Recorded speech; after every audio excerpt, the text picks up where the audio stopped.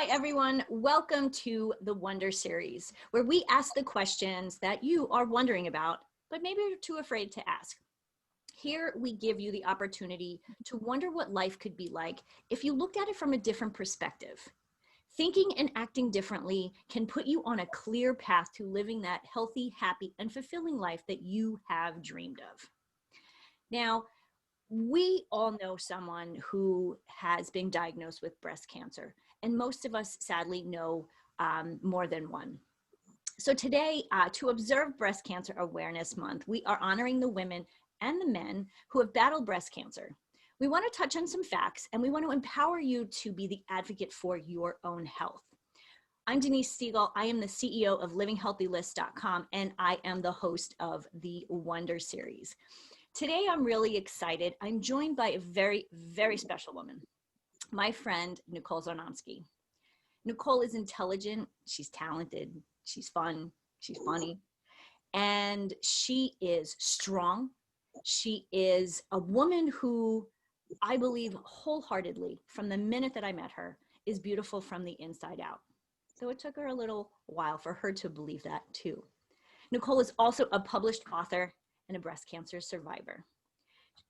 I mentioned she is an author. This is her book. In her book, How Cancer Cured My Broken Soul, a terrifying, raw, and side-splitting tale of one woman's breast cancer journey.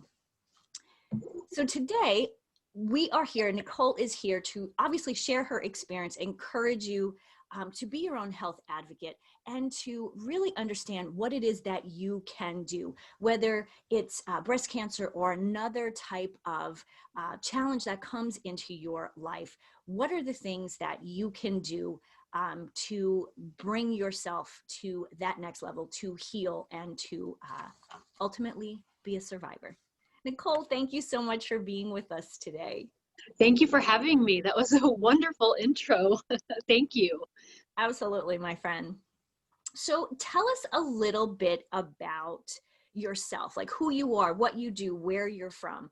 And then we'll talk a little bit about some facts that we want women to know, but I want people to know who you are. Sure, thank you. So I grew up in a very small town in Missouri, and I grew up with a mother and father who pushed me and encouraged me and cheered for me and wanted me to go out and see the world. And that's kind of what I did. I just started traveling and living in different places, and I just thought, I'm going to be a city girl. I grew up in this small town. I'm going to be a city girl. And I lived in some really big cities, and while I did enjoy that, I am a small town girl at heart, and I currently live in a small town. I'm married to a wonderful and supportive and loving man. We've been married for a little over 11 years, and we have 2 cats. Those are our children, so to speak. I'm a marketing director by day, writer by night, and I love exercise and yoga, meditation. I love to write, journal. I dabble in painting and just all kinds of creative types of things. Well, I know how creative you are because when I met you several years ago, I knew you as a writer, specifically as a writer. And what you did for kind of quote unquote the real job, I never knew that right away. For a long time, I just thought that, you know, Nicole was a writer because you are artistic and that's really, in my view, how you always came across is this really creative, inspiring person. So it's always funny to say that, you know, when I hear that you're a writer by night. So let's kind of get down into like kind of the nitty gritty of the facts, you know, some of those things that, you know, we kind of know, but maybe we don't really know. Things that women need to be really aware of in order to really become the advocate for themselves. Sure. My journey started in July of 2017. I was 42. At the age of 40, my doctor told me that since I did not have a history of breast cancer in my family, I could wait till I was 45 to get my first mammogram. So of course, I'll wait. No thanks. And I found a dimple and just kind of, I don't know, shrugged it off and thought, no big deal. And it didn't go away. So I went into my family doctor and said, is there any way you can schedule a mammogram for me? And sure enough, the news was devastating. I did have breast cancer. There were 2 tumors and it had spread to my lymph nodes. So I was rated at a stage 3.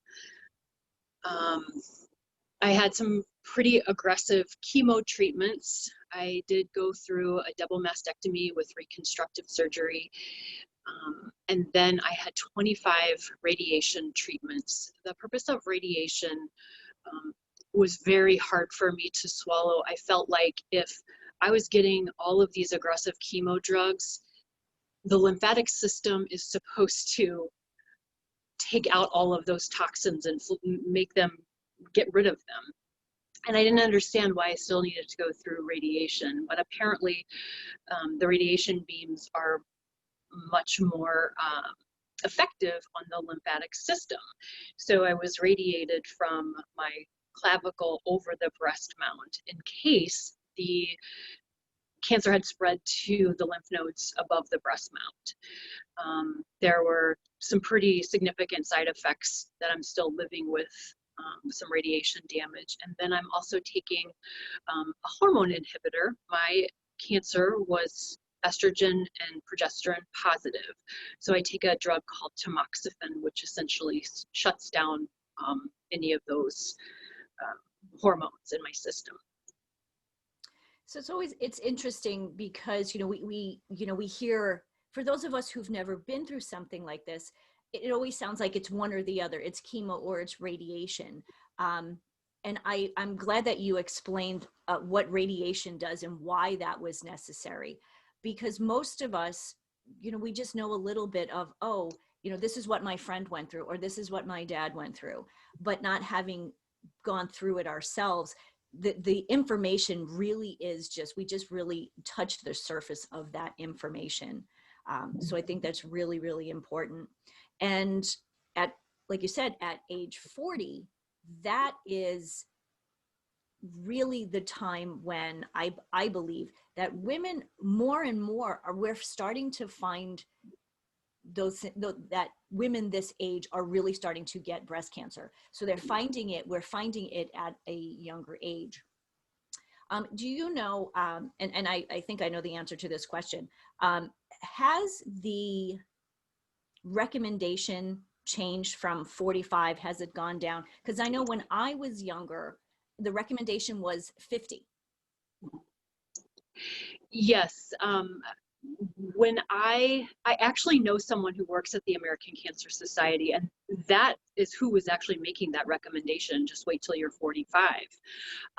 And she had said, when I told her about my story, she said, yes, and I'm sorry for that, but the American Cancer Society is now recommending at the age of 40 for women to get their mammogram, unless of course you're younger and you feel something that's amiss, then go ahead and request a mammogram earlier.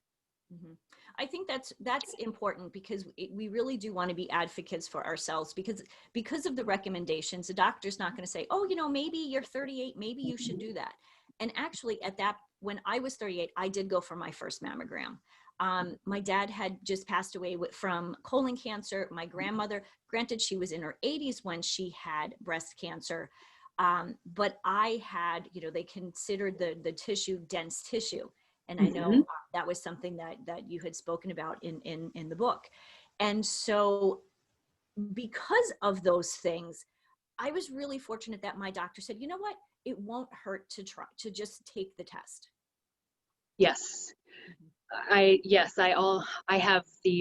had, I should say, the dense breast tissue, and I probably shouldn't have ignored that in hindsight, but I wanted to just let it go because I guess I, I just didn't want to have to deal with getting a mammogram. My grandmother, she, and excuse the expression, but she's a funny lady, and she used to tell me that getting a mammogram was like putting your tits through a ringer. Grandmas can say stuff like that and get away They with have no filter. it. Sometimes mothers don't either. It's true. Well, here's a question. Before your diagnosis, what did you know about breast cancer? That it could never happen to me. I never ever thought that it was something that would happen to me. I exercise, I eat fairly well, no history in my family. I didn't know a lot about it. And now that I know about breast cancer, I didn't realize how many different types of breast cancer and how many different types of treatments that you can actually undergo, from different types of surgeries to different chemo drugs, different radiation. There's actually the proton and the photon beam. And then there's also those hormone inhibitors. There's multiple drugs for that as well. So this has been a very eye-opening experience, and I'm learning even a lot more now as a breast cancer mentor. I'm with 2 different organizations as a mentor for newly diagnosed patients. That's wonderful, because I know that I think is something that most of us need in any situation, is to have that person who's been through, who knows the journey, or at least some of the steps that that person will go through. And I know you had somebody on your side when you were going through. What was that organization? The Pink Ribbon Mentors was an organization that I contacted very early on, before any of my treatments had taken place, just because I didn't know what questions to ask. I was getting all of this medical information. I was completely, I felt clueless. I really did. And to be able to talk to somebody who had been through that was priceless. I mean, to help me ask the question of, do I really need a double mastectomy? Should I do my chemotherapy first or second, or, you know, what's the process for this? It was invaluable to my journey. I'm so glad that you had that person to rely on. You mentioned something a few minutes ago about hormonal, that your cancer, type of cancer, was hormone based. And as women, you know, we deal with hormones from the time we're teenagers. So let's talk about that a little bit. And part of this is something that is a little personal to me, because, you know, when it comes to hormones, I started with perimenopause when I was 37, 38 years old. So for me, hormones are something that I talk about all the time. Yeah. Part of life, my life. And I think the conversation I have every year with my gynecologist is about birth control, oral contraceptives. And I still take them. I'm almost 50 years old. I'm always told, oh, but it's low dose, blah, blah, blah. What, in your understanding, what do we need to know? What are the doctors, I hate to say not telling us, but what is that other information that we need to know? Whether it's just, you know, a small percentage, but we still need to know to be able to make good decisions. Sure. Actually, the day I went in to find out that I had cancer, the surgeon told me to stop taking my birth control pills, because they already knew, after it had been biopsied, the lump had been biopsied, that it was hormone related. So they didn't come right out and say, oh, your birth control pills that you've been taking for the last 20 years have caused breast cancer. But that was a huge sign to me that something was clearly amiss with that drug and my body. Yeah, that there's definitely, what I've read, there's, you know, correlation, causation, they're very different words.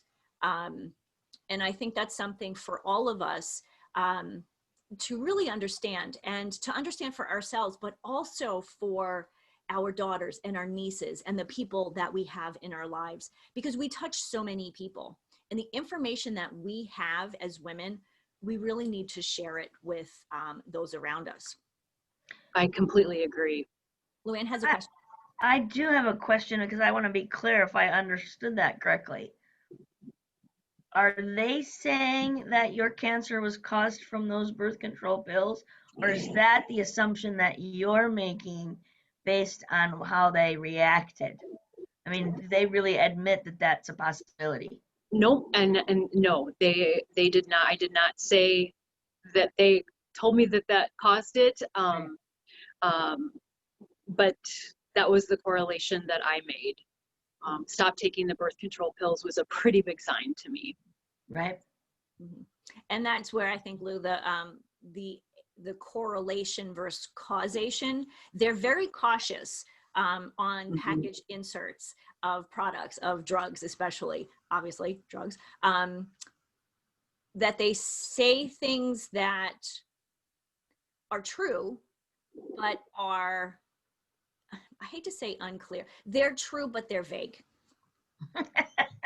Fake news. Fake news. And the thing is, though, and I mentioned this in the book, is I started taking birth control in my early 20s because I had an ovarian cyst. And to manage those hormones, the birth control pill was perfect for that. So I think I used the term, what helped my lower lady parts really screwed my upper lady parts. I think that's actually exactly what you said in the book. But it's true, and I know I had a similar situation when I was in my later teens. Same situation. I had a cyst, ovarian cyst, and so same situation. So really, as I was reading the book, it really kind of made me think again and start looking into what are some other options. And in the past, to be quite honest, I kind of thought, well, the percentage is so low, blah blah blah. But just because it's low doesn't mean it can't happen. Right. And so that was the eye opener for me. Yes. And in talking to my oncologist, since I'm taking the drug tamoxifen, I also have to go to my regular doctor to have my lower lady parts checked every year, because it can cause cancer in your ovaries or your uterus or something like that. So I have to be very cautious with that too. Again, a very low percentage, but I don't want to take any chances this time. I allowed myself to do that once. So I'll be a lot more vigilant. So again, for clarity, the treatment for your upper lady parts could cause problems for your lower lady parts in the future. It's fascinating. It's a battle. Mm-hmm. And this is one of those things too, you're a healthy woman, you exercise and you eat well and you're in a good relationship. We always think, we can only do so much. And I think it's important that we all know that we still need to do that. We still need to take care of ourselves. Things happen. And it's good to know that there are options. There are great doctors and surgeons and nurse practitioners, all the people in the medical field who are there to help. But again, we still need to take care of ourselves first. Yes. At first I wanted to blame somebody. I wanted to blame the doctors that put me on the birth control. I wanted to blame, I don't know. I just wanted to blame anybody and everybody for it, until I realized that no, this could have happened either way. This is my body. This is my makeup. You have to be okay with this. And I'm very at peace with things. And I think, not that I want anything to happen, but if something does happen, if I have a reoccurrence, I'll manage that too. I'm a very strong person. I've learned a lot from this journey, and my eyes have been opened, and it's a beautiful place to be right now. Okay. So you say in the book, it is actually the title of the book, How Cancer Cured My Broken Soul. Tell us why you believed your soul was broken and how this journey fixed that. Mm-hmm. You know, I found myself, you know, I told you my parents were so encouraging and wanted me to just go out and see the world. And I absolutely wanted to do that too, but I think I just lacked the confidence in myself. And I started job hopping because I would get into something and I would feel like I wasn't good enough for the job that I had taken. I looked at my body and I would pinpoint the slightest layer of fat or, you know, an imperfection, and dwell on it and feel that I wasn't good enough for anything. I had relationships that were very poor. I let myself be taken advantage of. I just didn't have the self-respect that, you know, now looking back, I wish I would have had. I didn't see what other people saw inside of me. Your introduction, Denise, was absolutely beautiful, and I'm just honored that you feel that way about me. And the feeling is so mutual. But I didn't see that before cancer. And I think the reason that, first of all, cancer is an eye-opener. You realize really quick what's important and what's not. And the tribe that formed around me, I was just overwhelmed with love and support from so many other women. I mean, people were sending mail to cheer me up, stopping by the house to see if they could help me with anything. They paid for a housekeeper to come in. They made me food. They drove me to appointments and just loved me. And that made all the difference.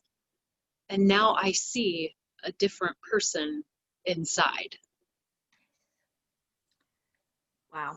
So it took that for you to see what all of us saw in you.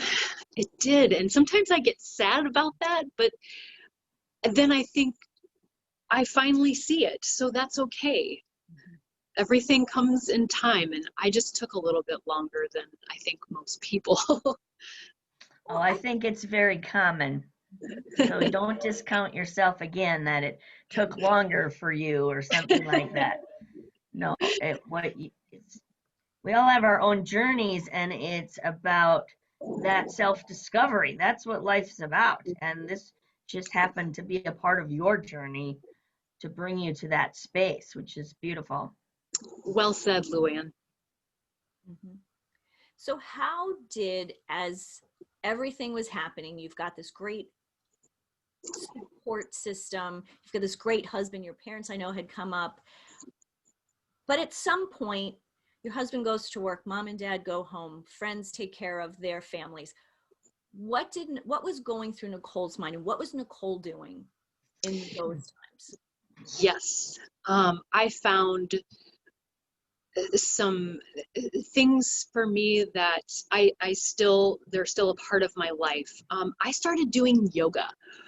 Prior to cancer, yoga was the dumbest, most huge waste of time I ever thought. And I realized that practice does so much for the mind, not just the body. It really slows down your thought process. It clears your mind. The breathing techniques are just so it's like this awakening and this cleansing thing that you can do for yourself. So I started with little short 10, 15-minute yoga videos.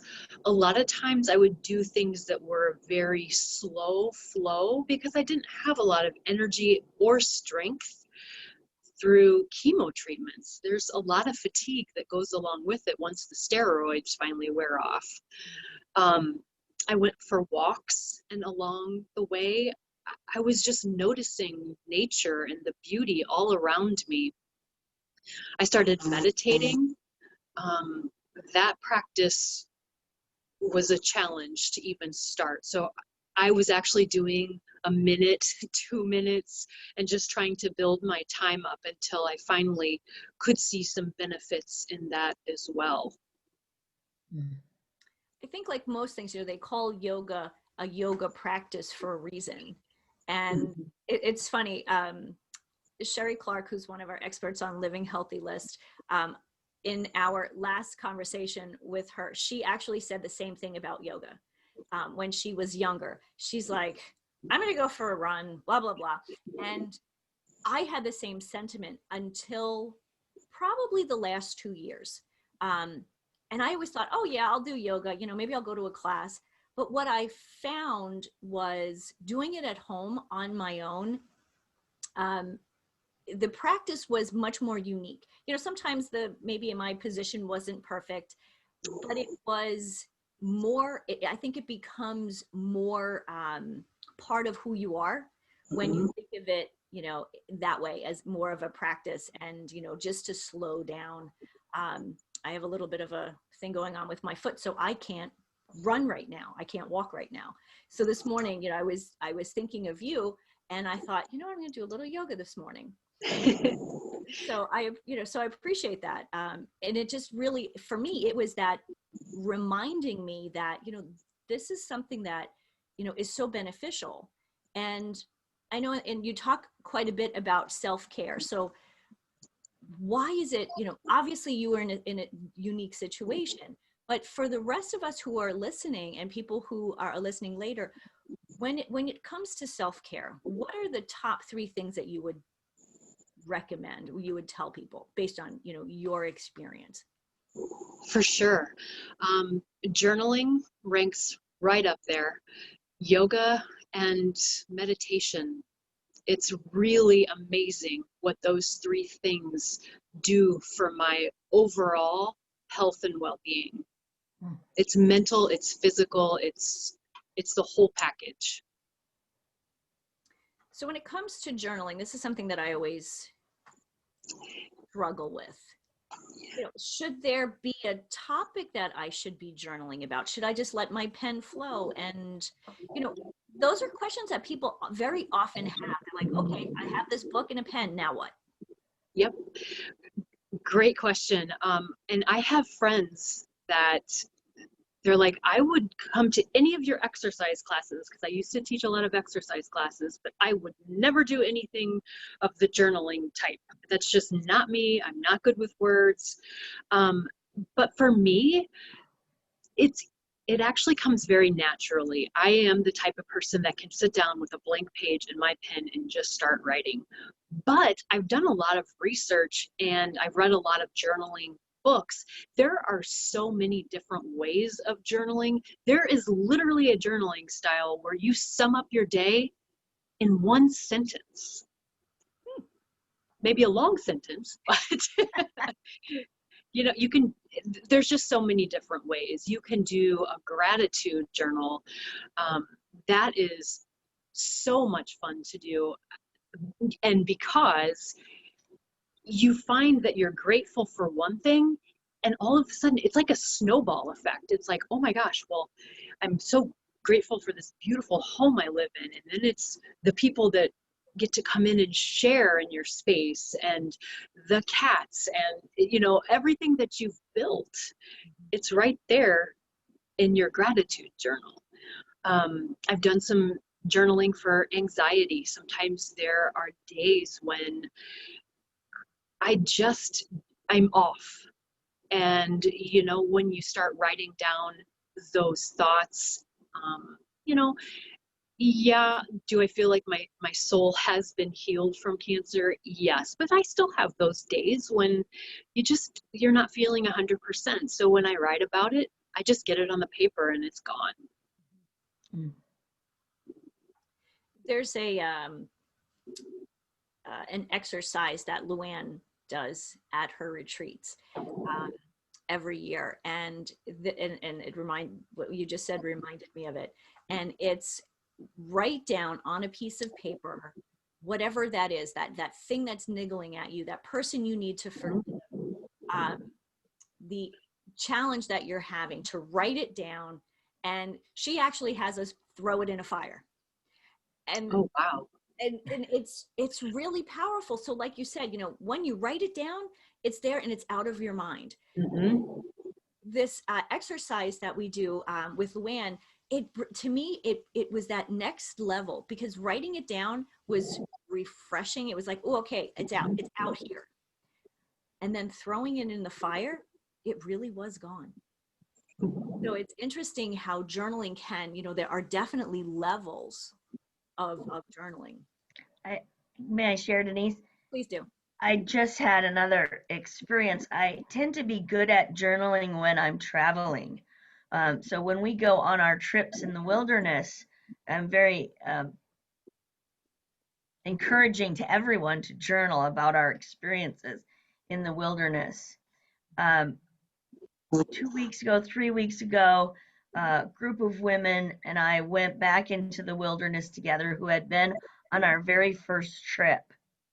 And we read the journals from our first trip, and we laughed Wow. so hard and enjoyed so much our journey all over again, reading about what we had done. And it was really powerful for me to remind me to do that journaling, because that's how meaningful it was now 6 years later. Found an entry that one of the women that traveled with us, and she had a completely different style than me. I still don't know why she was writing in my journal, but it was all her handwriting, and it was in bullet fashion, right? Just little snippets. And oh my gosh, we just rolled on the floor laughing so hard at our experiences and what we had done before and the things we said. It was just great. So I'm not as good as Nicole is at journaling on a regular basis, but I'm still going to encourage everyone that it is very good for the soul to do the journaling, and perhaps a gratitude journal is the easiest place to start, because it can just be bullet points of things you're grateful for in every day, and the power of that positivity in your life is huge. I think that's really important. Thank you for sharing. Yeah, Luann, I love that you brought up the bullet points. That is a very effective and very popular way right now to journal. It's the bullet journal, and you can actually buy them specifically for that purpose, is to create those lists. Because some people aren't good or at putting full sentences down on the paper, every single day. So if you just kind of put down those emotions one bullet point at a time, you're still getting it on the paper. Yeah, and that's just the way this other woman wrote in the journal, and it was very effective. Like it brought back floods of memory of what was happening in those moments. Nice. That I have a tendency to try and write everything that happened like hour by hour, and it's like that's just too much. It takes too much time, and then I don't do it at all. So the bullets was really powerful to say, hey, this works too. It doesn't have to be full sentences. So anything to keep people taking action, right? Don't let the fact that you don't consider yourself a writer hold you back from writing a journal. Whatever you write, it's yours. It doesn't have to ever be published. I think, Nicole, correct me if I'm wrong, but you took those journal entries and they helped create your book. Yes. This is actually the one thing that I went back to look at journal entries to create something. Otherwise, I've kept all my journals, but I have rarely gone back to look at any of them. This was the one project that I knew early on that I had a book inside of me with all of these journal entries. So it made it all worth worthwhile. I think also when you were going through your journal, your journey, not your journal, your journey, one of the things that you did that kept everybody connected to what was going on in your world was your Caring Bridge page. And I'm wondering, because some of the entries on your Caring Bridge page truly laugh out loud, raw, like you say, you know, the subtitle, a terrifying, raw, and side-splitting tale.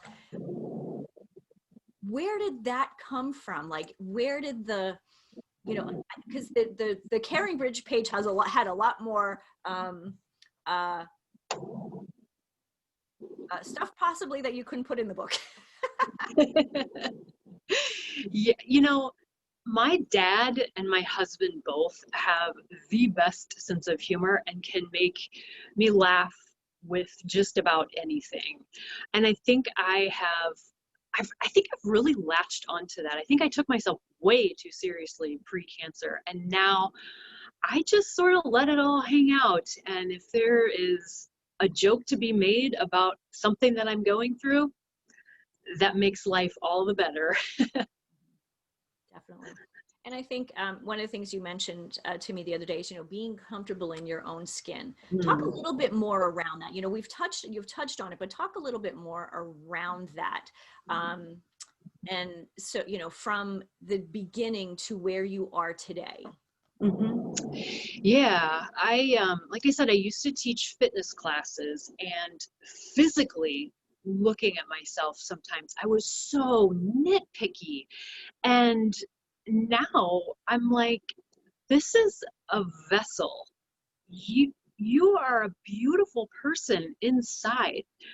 It doesn't matter that the hormone pills that you're taking right now have made you a little squishy in the middle. It's not a big deal. I'm so grateful to be in a place now where I don't nitpick on myself. You know, I just want to be healthy.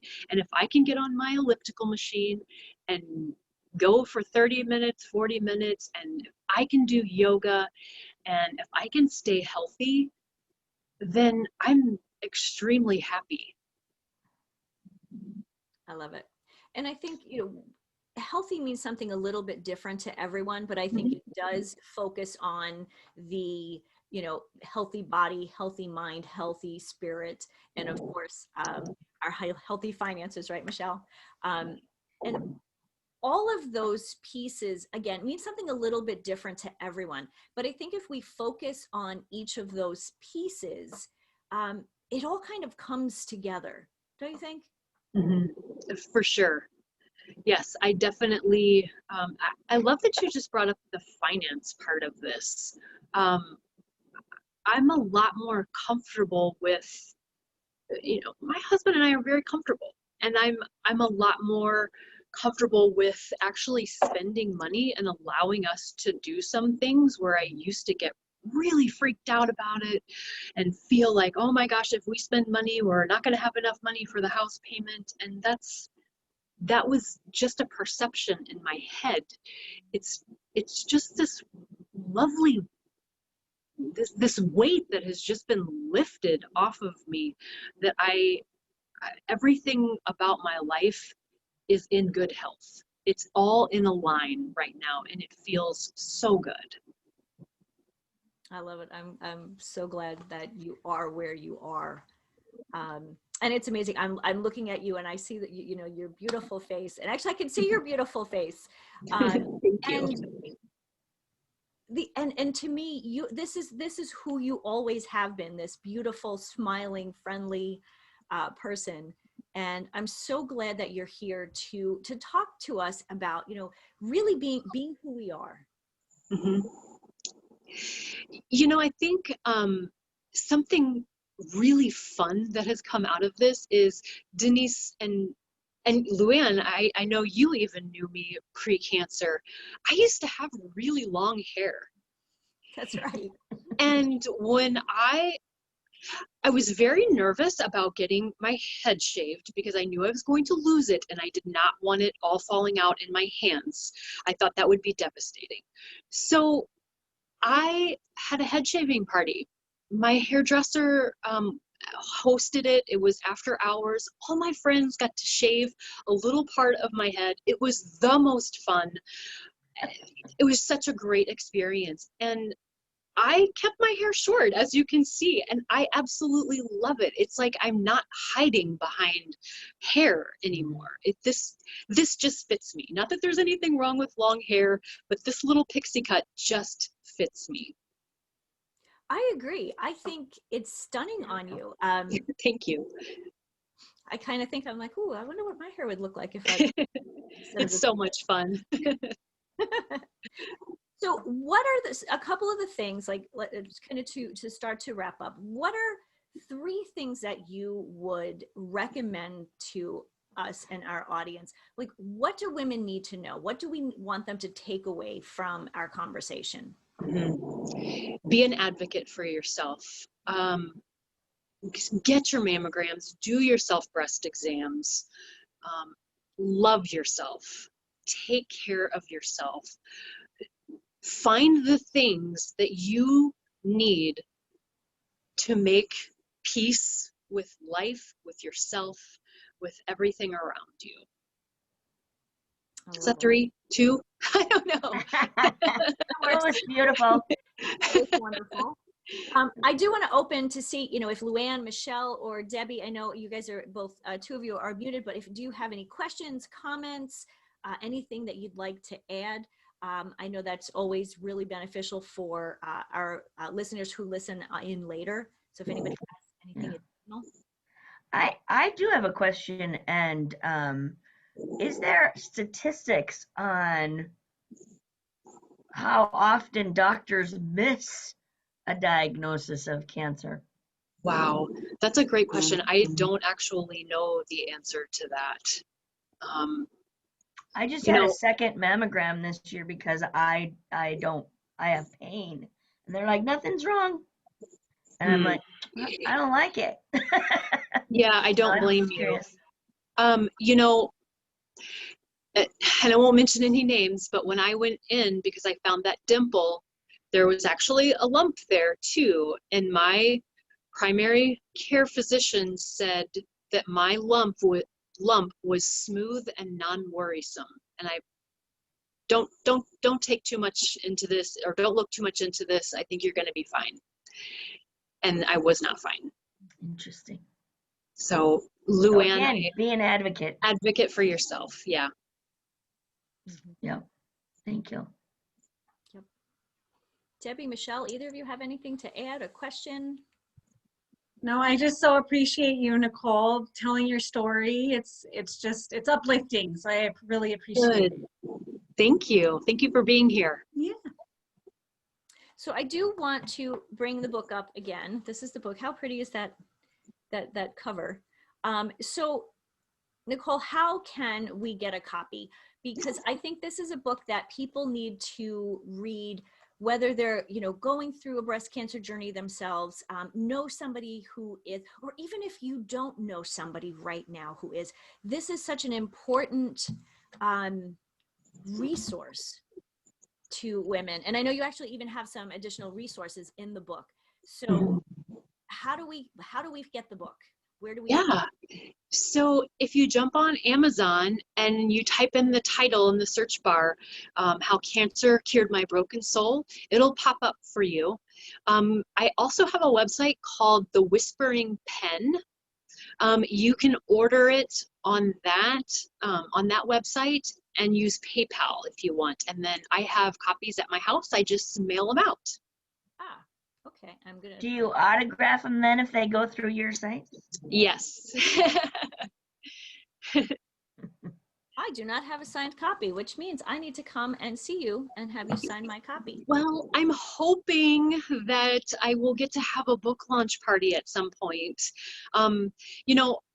I realized what I was doing at the time in April when I launched the book. I want to help people. That's essentially what the book is for, is a tool for people either going through cancer or supporting someone else who's going through cancer. But I do want to I want to be able to celebrate the fact that it's out there, it's there for people. And so hopefully I will get to have a book launch party. We're just kind of still swimming through COVID and We are. waiting for that to kind of, all the restrictions to be lifted. But yes, I will sign your copy if you come by and see me. Absolutely. When all of this, when we can finally get together and you can have your launch party, we would certainly love that information. We'd love to share it with Thank you. For those of us who are in the Rochester area. We'll definitely, send out information, have you come live. And who knows, maybe we'll, with technology, with our little phones, we can even do a little Facebook Live just to have you there. Very nice. Thank you. Our audience. I think that would be a lot of fun. Any last questions? Any last thoughts, Nicole? Gosh. I don't know. Love yourself. That's all I have to say. Just love yourself. You are all beautiful. Thank you for that. What I heard from this too is, besides the advocate for yourself, is just to really be cautious of what drugs you choose to take and how they impact your personal body. We have a new friend, Denise and I, Emily Kirkwold, who is a natural family planner pharmacist. I think she would be a great sequel to this conversation, both in how do we remove the birth control and do natural family planning, which is, well past my years to do that, but for our audience would be a really good conversation. And her pharmaceutical reviews that she does to evaluate how that's impacting your personal body and what's going on for you is would be a powerful next discussion. Well, thank Excellent. you. Absolutely. And I'll put this out there to everyone. If you have a question, a health question, a life question that, like I said earlier, that you've always wondered about, but either are uncomfortable to ask or, sometimes we're too embarrassed to ask questions, especially as women, when we talk about girly things, sometimes it's embarrassing. But as women, we are here to support you. And if you have a question, email us at livinghealthylist.com. Just fill out that contact form. It comes directly to me, and we will get those experts who can help answer those questions best onto the Wonder Series, answer your questions so you can live that healthy, happy, and fulfilled life that you are looking for. So just in closing, next month, we are here the second Tuesday of every month at 11 a.m. Central Standard Time. And next month in November the 10th, we're going to be talking with Dr. Alexandra Kukla of the Mayo Clinic. She's a transplant nephrologist there. We're also going to be talking with Debbie Movsesian, who is a cardiac physician's assistant at a hospital in Arizona. She's also a plant-based lifestyle coach. So with the two of them, we are going to be talking. We're going to uncover the truth behind diabetes. And I did say that correctly. Thank you, everyone, for joining us. Thank you.